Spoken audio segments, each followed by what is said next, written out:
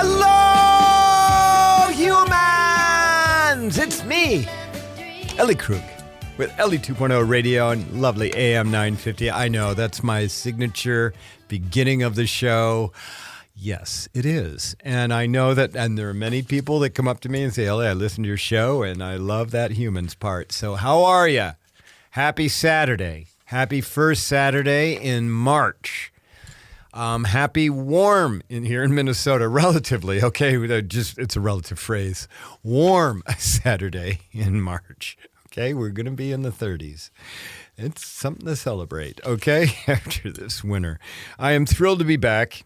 We have a wonderful, wonderful show. The big interview is with author Emily Strasser about her forthcoming book, Half-Life of a Secret. You will love this interview with her. She is... It's her first book. She is, it's just a fascinating topic, so just trust me, okay? And of course, in the C block, I'm going to talk about my work as an idealist.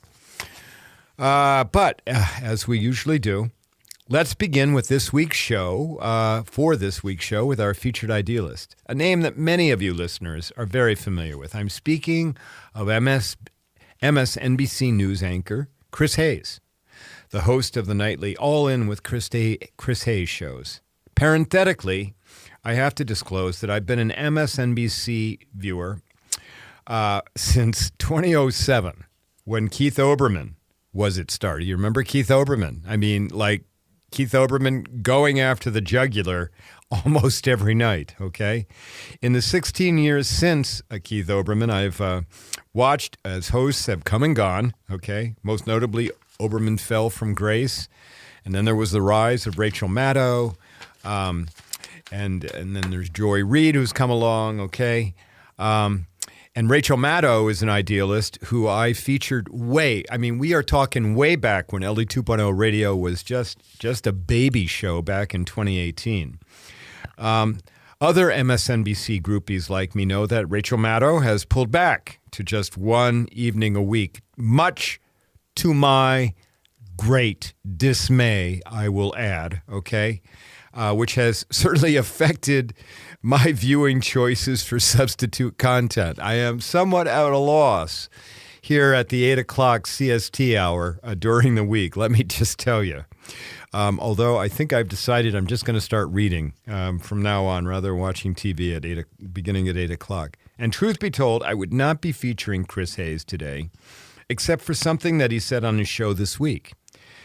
He spent a couple of nights rightfully railing against Fox News and the recent revelations. I mean, we are talking humongous revelations about how Fox News stars, particularly Tucker Carlson and Sean Hannity, lied to Fox viewers, to America, about the results of the 2020 election. They knew they were lying. They still did it. They did it to keep the stock price up and to keep their viewers because they were worried about losing viewers to Newsmax.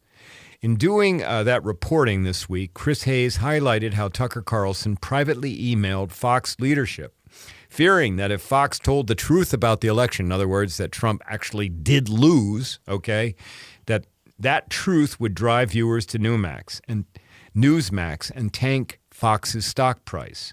In reporting this week, Hayes said that never has he ever checked the stock price of MSNBC's parent Comcast. He also said he'd never lied to his audience. And I, for sure, believed him when he said that. And then I decided, you know what? I'm going to feature Chris Hayes this week as our featured idealist. So who is Chris Hayes and how did he get to a position in life where he hosts a nightly hour-long news show that reaches millions of people? To begin, Chris Hayes just turned 44 years old. I mean, he is, in the news world of hosts, okay, a baby. His birthday was February 28th, so he just had his birthday. He was born in the Bronx in New York City. His father was a former Jesuit seminarian, okay? He didn't make it all the way, obviously, who turned a community organizer. Father continues to work as an assistant commissioner with the New York City Department of Health. Chris Hayes' mother was a school teacher and now works for the city's Department of Education. And there are patterns here as I, feature contemporary idealists, and Chris Hayes fits into that pattern. So like many of the idealists I feature, Chris Hayes was able to access a gold-plated education. He attended a prestigious college prep high school in New York City. And then he went on to Brown University, one of the Ivy Leagues, where he majored in philosophy. After graduating from Brown in 2001, now, 2001, he got out of college, okay? That's not all that long ago. After getting out of Brown in 2001, he ended up in Chicago working for a weekly newspaper. 2 years later, he became a senior editor for a Chicago labor-focused monthly magazine. So obviously, Chris Hayes was headed down the road of being a print journalist. By 2007, it seemed as if Chris Hayes would continue on that path because in 2007 became a contributing writer. And then later on, the D.C. editor for the well-respected magazine, The Nation. And then he was also teaching. He taught English at St. Augustine College in Chicago. However, in 2010, Chris Hayes' life shifted dramatically. And I've tried to research how he got this break. I still do not know how he got the break, but the shift happened, okay, in July of 2010. And that's now just 9 years after Chris Hayes graduated from Brown, okay. In July of 2010, he found himself guest hosting for Rachel Maddow while she was on vacation. She was at that time in Afghanistan. That led him to become a frequent substitute for Rachel Maddow when she was out. And then he became a sub for other hosts like Ed Schultz or Lawrence O'Donnell when they were on vacation. So he started getting his chops by, being the fill-in. And then a year later, in August of 2011, MSNBC announced that Chris Hayes would host a 2-hour show titled Up with Chris Hayes on Saturday and Sundays. At this point, he's only out of college 10 years, and he's got a show on MSNBC twice on weekends, both days of the weekends. And then a year and a half later, in March of 2013, MSNBC gave Chris Hayes the slot that Ed Schultz had, okay, before Ed Schultz cut back to a weekend show. This new show, All In with Chris Hayes, made him, at age 33, the youngest news anchor in history. Subsequently, All In with Chris Hayes won Emmys in 2015 and 2018. Now, I've got to tell you, okay, I watch Chris Hayes. He has now become, for me, the replacement to Rachel Maddow. And it used to be a wonderful combination. You get Chris and then you get Rachel, and you'd be like, by the time you're done, you're like, okay, I got what I need, okay, to know about the world. And Chris Hayes, he's also got a podcast, okay, and that podcast brings in a number of different guests. I'm actually going to try and see if I can get on that podcast. We'll see, okay, but here's the thing about him, okay? I do believe him. He seems very genuine in what he talks about, and he is incredibly passionate about truth and justice, incredibly passionate about giving voice to people who lack those voices. And he's certainly willing to go against those, okay, who have positions of power and who, abuse those positions of power. I love this week. I mean, he kept railing at, Fox News, coming off as, everyday man's news, news outlet, okay? But Rupert Murdoch is not a man of the people, and neither is Tucker Carlson or Sean Hannity. These are people who have gold-plated lives who, I guarantee you, are not sitting around hanging out with the average Fox News viewer. And Chris Hayes is willing to call all of them out on that. He strikes me as somebody who'd be absolutely comfortable sitting across from some, Joe, pipe fitter, or Joe drywall hanger, or Susie the teacher.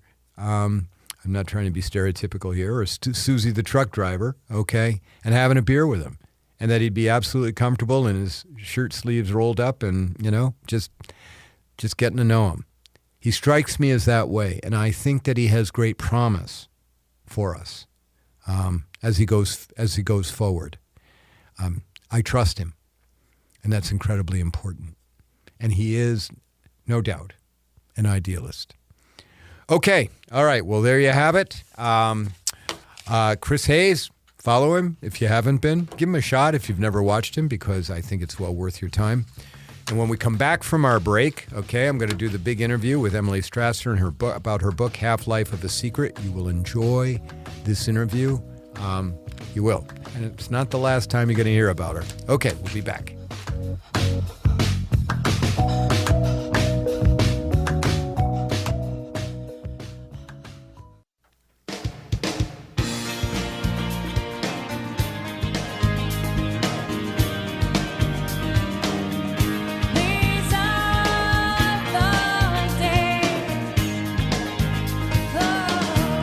And we're back. Ellie 2.0 Radio. I am thrilled because it's time for the big interview, and I am absolutely thrilled about our guest today. I am pleased to introduce Emily Strasser. She is a writer out of Minneapolis. She got her MFA from the University of Minnesota. Her work has appeared in a number of literary magazines. She's won a number of awards, including the fact that she was a 2019 McKnight Writing Fellow, which, let me just tell you, is a big, big deal. And she is the author. This is her first book. She is the author of a book with the title Half-Life of a Secret. Emily Strasser, welcome to Ellie 2.0 Radio. How are you? I'm great. How are you? Thank you so much for having me. Good. We're thrilled to have you here, Emily. You had reached out to me, and I'm really thrilled that you did, about your book, Half-Life of a Secret, which, by the way, the book is not out yet. It won't be out until the beginning of April. I'm going to give you an opportunity to tell everybody about it. But Emily, why don't we just dive into it? Tell us what Half-Life of a Secret is about. It's a fascinating topic, and it's also very personal to you. Yes, it is. Yeah, thank you so much. So Half-Life of a Secret follows my journey to reckon with the toxic legacies of secrecy that came from my grandfather's work building nuclear weapons. I never knew my grandfather, and he worked in this strange city called Oak Ridge, Tennessee, that was built for the sole purpose of enriching uranium for the first atomic bomb, the bomb that ultimately was dropped on Hiroshima, and then continued to be a site of nuclear weapons production into the Cold War, and today continues to be a site of nuclear weapons production. Okay, and so you've got a grandfather who worked on what would have been the larger Manhattan Project that produced the atomic bomb, and so part of this is also described as a research memoir. So you've got some factual information in this, some historical information in this book about building the atomic bomb and its effects, because you ended up going to, was it Hiroshima, to see the victims. So some of it is all factual, but it's also family-based. It's about your grandfather, and there's the theme of secrecy that's in the book. Can you explain what that's about, please? Sure. Yeah. So it's sort of two-pronged, or gets to be more than two-pronged, but the two main sort of threads of secrecy that run through the book are surrounding the work on the nuclear bomb itself, which I already mentioned that Oak Ridge was the city that was built for the purpose of enriching uranium. While it was not listed on any maps at the time, most people who lived there didn't even know what they were working on. They just knew they were working on a top secret war job. So they did whatever little piece of that, and that's including people like janitors or construction workers, right, who are part of making this possible, but had no idea. My grandfather was, a mid-level chemist who may have been able to sort of guess a little bit of what he was working on because he would have known something about uranium, but certainly was not clued into the whole project or the scope or how far they were along. So that culture, obviously after Hiroshima, in fact, everybody in Oak Ridge learned what they were working on when Truman announced the bombing of Hiroshima over the radio. So they didn't get any advance notice. Right. They learned with the rest of the world. It was pretty wild. After that, of course, it's no longer secret what Oak Ridge does, but the work itself is still pretty secret. And there's a culture of secrecy that gets baked into the city itself. And throughout, that's true throughout the nuclear weapons industry. So there's this idea of compartmentalization, which is what I already mentioned. People only know exactly what they need to know to do their jobs. And that extended throughout the nuclear weapons industry. The other threat of secrecy is around my grandfather's mental illness, which was sort of increasingly became debilitating as he aged, and in the last several decades of his life, and was something that he had to keep secret, in town in order to not lose his job, for instance. Right. Of course, the government didn't want anybody with mental health issues. Right. Okay. So, Exactly, yeah. and this is also a family secret to a certain extent. Am I right about that? Yeah. I mean, it's complicated. It's something that we talked about, but that we addressed in a sort of sanitized way. Right. So I uncovered a lot that had not been shared with me at all. Okay. And how is it that you chose this subject to write about? Because you grew up in a background which was a pacifist background. Do I have that right? Yeah.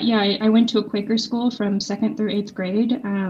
My family weren't practicing Quakers, but certainly that was like pretty ingrained in me. And we didn't have like squirt guns that looked like guns. They were like frogs, right? Like we weren't allowed to have toys that were weapons. And so, and that was even in my house, not just in my school.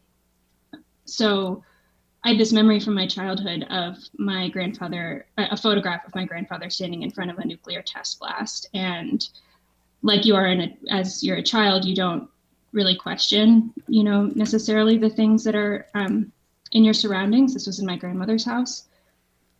Excuse me. But when I was in college, as I'm sort of starting to embark on the world and think about, what does it mean to live a good life? How do I live a moral, ethical life with integrity? I started thinking about this photograph and becoming really disturbed to think of what it represented and to realize that I knew very little about this history. And I guess that's another thread of secrecy too, is how little my family actually talked about what my grandfather did and its implications. Okay. All right. So you get intrigued by the photograph. And, but it's not a natural given that you would go and you spent several years writing the book, and not only writing it, but you lived the research. And, Yeah. So what was the catalyst that said, that got you to say, all right, I'm going to shed some light on all of this. And you've got some vulnerability involved with this because the book is a narrative, right? Mm-hmm. And Mm-hmm. so what was the catalyst that got you to do that? Yeah, so I think it was that time of my life that I was in college and I was starting to get curious about sort of where I came from, Right. and what formed me, and feeling disturbed by this. There was actually another event that happened around that time that was a catalyzing incident. There was this environmental disaster that happened outside of Oak Ridge where my grandmother had lived, and where I saw that photograph on Watts Bar Lake in East Tennessee. The Kingston fossil plant there had this explosion of all these tons of toxic fly ash. You're nodding like maybe you've heard of this. I sure am. I'm very aware of it. It was a horrible, the breach of the dam that was holding all of the fly ash. Is that right? Yeah, that's right. Yeah. And I'm not going to I have a bad head for numbers, so I'm not going to quite quote how many tons of fly ash there were, but it was like bigger than the Exxon Valdez, bigger than the Deepwater Horizon spill in terms of volume. Right. And so that really, it started to make me think about that place again. And I found out that fossil plant, which is a coal burning plant, was actually built to help give energy to the Oak Ridge operations when they needed more electricity during the Cold War, because they were ramping up production. Right. And so I didn't know sort of what the link was or what I was following, but it was sort of this place that I love, this like natural, beautiful place that I'd spent summers growing up. My grandmother's house suddenly was sort of unsafe and tainted with this history, this kind of dark history. And I felt like I needed to get to the bottom of that. Wow. Well, and losing a sense of safety can be extremely traumatizing. I mean, it's trauma for sure. Yeah.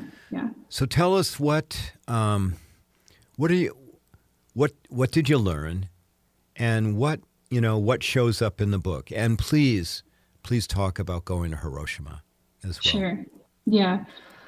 I mean, what I learned is so vast and is the whole project of the book. But along the way, I went back to Oak Ridge. I interviewed friends and family. I learned about both more about what my grandfather had done, about his struggles with mental illness. I interviewed other Oak Ridge workers and veterans. I interviewed people who attribute chronic illnesses to environmental exposures from either living or working in the plants. Can I stop you and can I ask, as you were interviewing, the people who had worked on the project, the Manhattan Project, who were involved with building the bomb, were there people that were regretful about having been involved, or were they like super patriotic that they thought it was, something that they needed to do for our country and they were proud of having done it?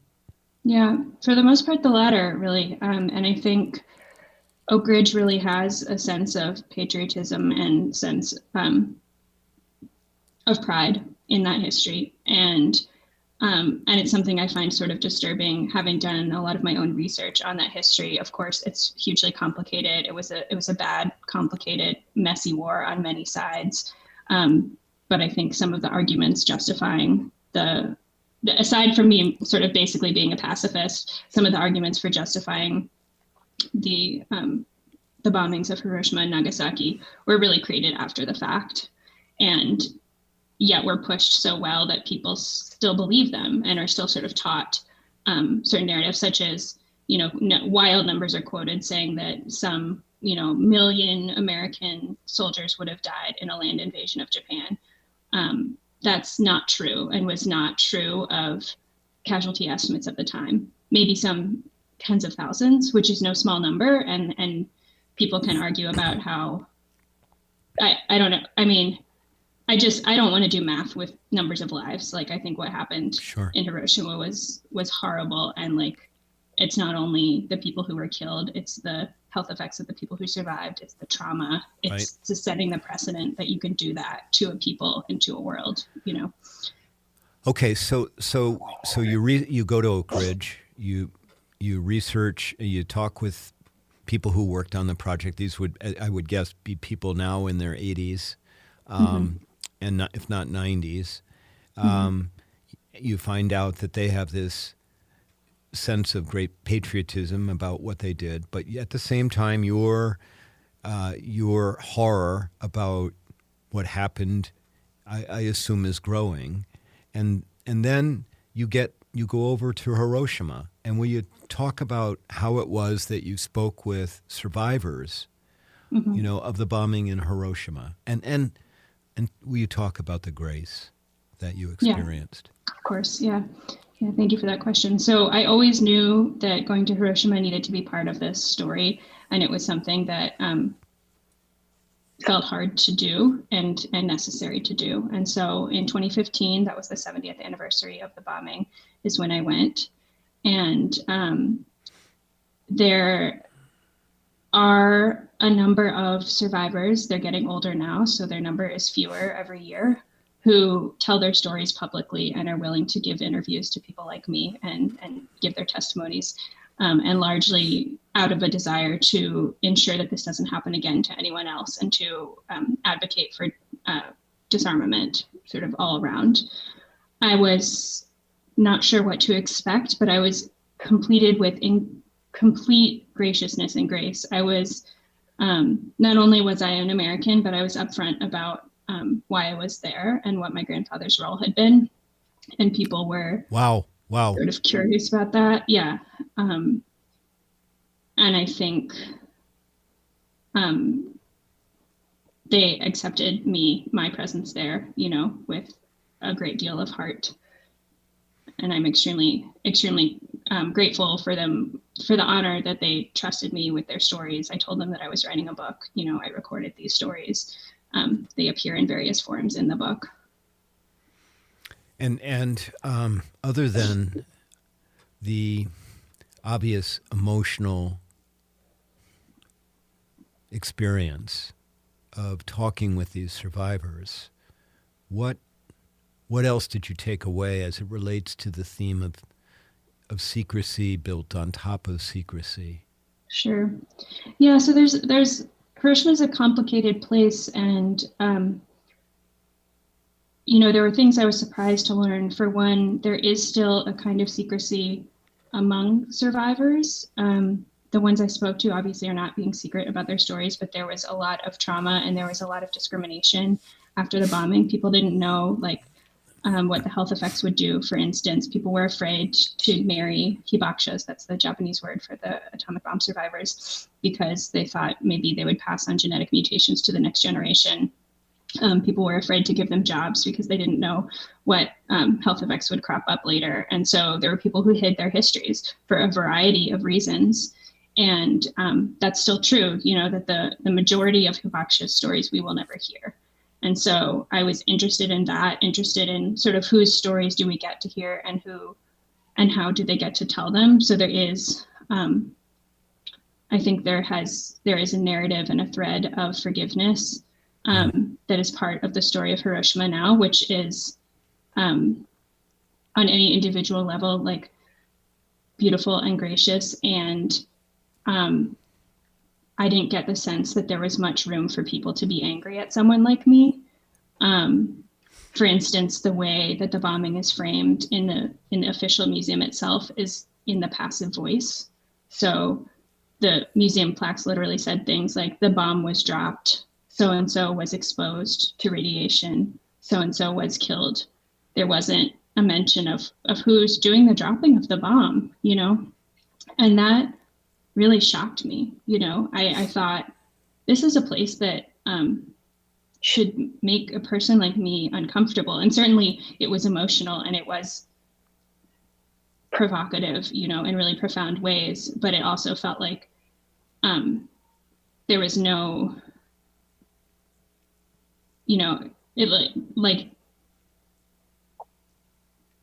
there wasn't a lot of room, I guess I already said, sort of for anger at someone like me, or at someone like my grandfather, Right. Well, you use the word forgiveness, Emily, so I'm going to ask you what may be a hard question, and that is, by the time you were done with the book, were you able to forgive your grandfather? Yeah, that's a really good question. I've thought a lot about this. I think actually by the time I finished the book, I thought that forgiveness wasn't really the point. I found I had some empathy and understanding for his limitations, for what the personal ways that he never faced, the work he did, and the traumas, some childhood traumas, some things that happened in his own life that I think probably made him a person who was more prone to secrets, more prone to being shut down, and more prone to turning away from this kind of harm. And especially in Hiroshima, I was thinking a lot about this tension between sort of innocence, guilt, and forgiveness. And I think this desire to have innocence and guilt, to have forgiveness, can actually lead to a lot of harm. It can lead to sanitizing stories about things like this. So, in Japan, you can see can be a problematic framing of Japan only as an innocent victim, which is not to say that the people who were bombed were not innocent victims, right? But that the country perpetrated atrocities during that war, and has sanitized that history in the same way that Oak Ridge sanitizes the history of the bomb when they when they tell that story, and don't look at the harm that their work caused. And so I tried to move away from that narrative. Did you find some peace, at least with your grandfather, through this process?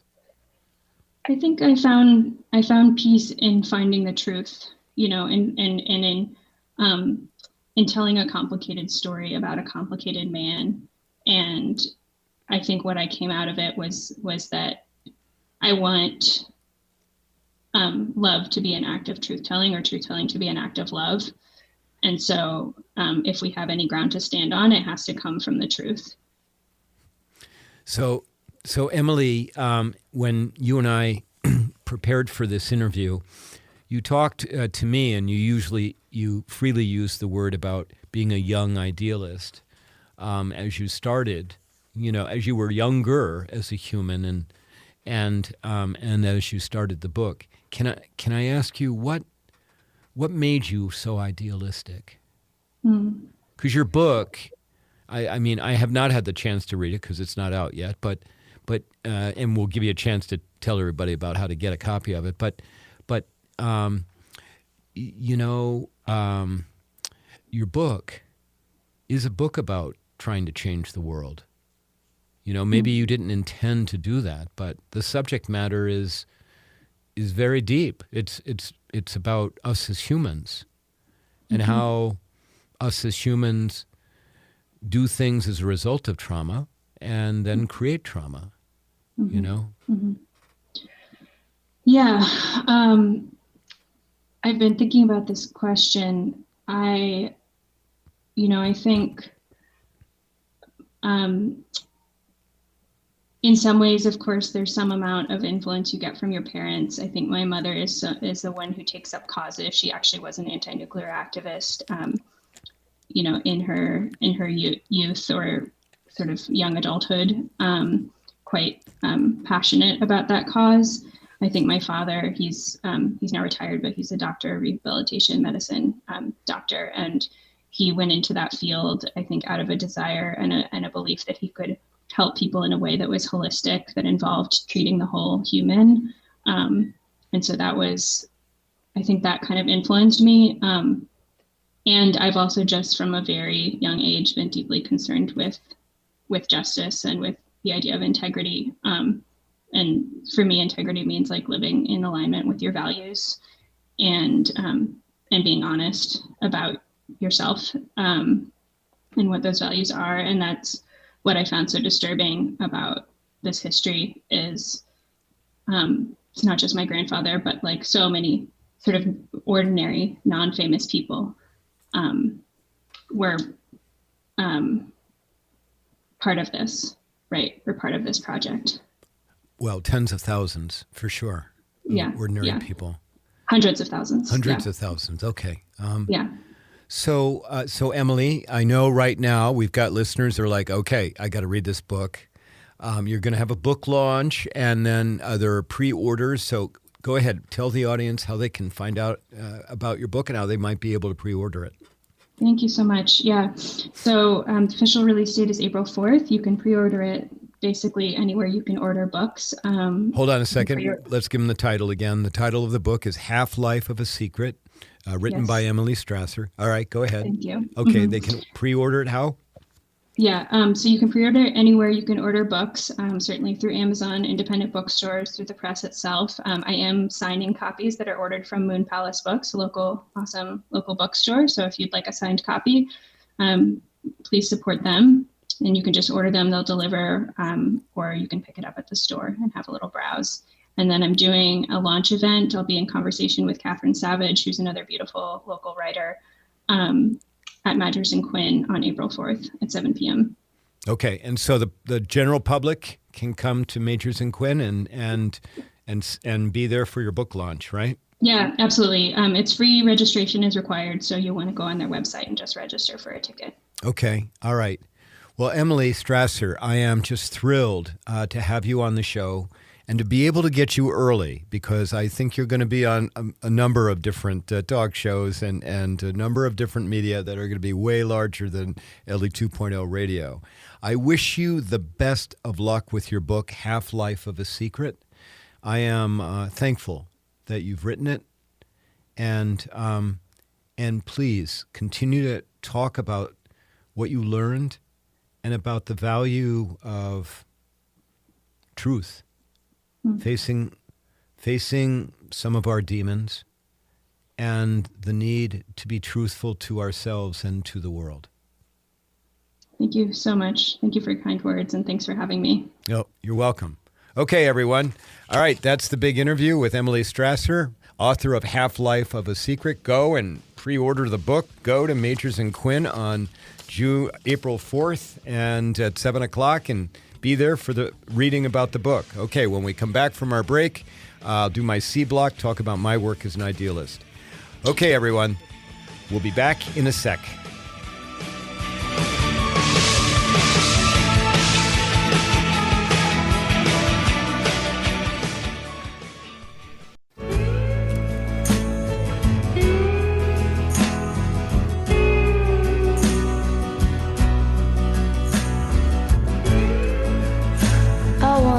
And we're back.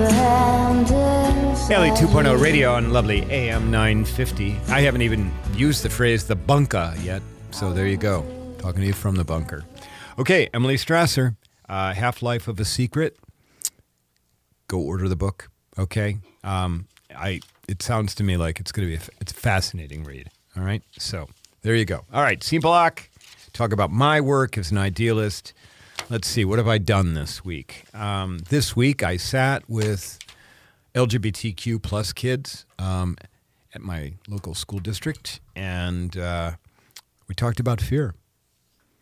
I asked them what were they afraid of. And you know what? I heard a variety of things, including I'm afraid that I might not get to live to be me. I might not be able to be me because of what's going on in our country.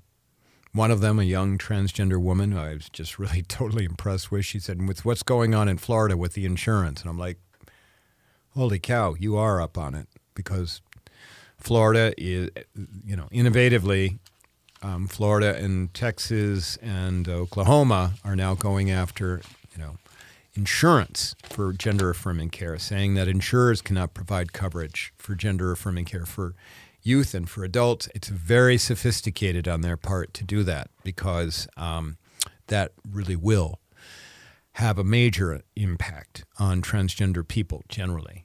If I couldn't get my gender-affirming care, I could not get my medication, it would kill me. It really would. So I did that. I talked with these young people, and I was just incredibly touched by how smart they are, how in tune they were with each other and supportive of each other, and how much they're at risk. So I did that. I had a school board meeting. I had a school board retreat last weekend. I'm continuing to learn things about how school boards operate, and continuing to be reminded that that it is a challenge for Ellie Krug, the idealist, because I keep bumping into systems and policies and protocols, and nothing is easy. And I don't think that that's just my school district. I think all school districts, you start getting involved with the government. And so people keep asking me, are you enjoying it on the school board? And my answer back is, not really. But I did not, I didn't run because, oh my God, I want to do this. I ran because I was called. And I understand that. There's no regrets here. Don't worry about that. But I'm still trying to learn how to, kind of crack the nut. We'll see. I'm giving you a hodgepodge here. Iowa continues to amaze me at how incredibly crazy the Republicans in charge are going with the state. I mean, this week they've introduced a bill to ban same-sex marriage in, the Iowa legislature. It very well may pass. I mean, it won't matter because federal law controls on this, but, and of course they're going after the trans kids, and they're going after gender-affirming care. They're going even after pronouns, okay? So there's a bill now that you don't have to use anybody's pronoun that they want you to use, and that you can't be punished for not using the proper pronoun for somebody, which of course is just basic, human decency, all right? It's like calling me he and him, okay, because you want to make a point about it, all right? And, I was saying everybody's got the right to do that with Ellie Krug, and they in the school setting can't be, reprimanded or even talked to about it. I just saw before I got on here on Twitter how Iowa has the distinction of the worst bridges in the state, okay? The second highest highest rate of cancers, the third highest rate of incarcerations for people of color.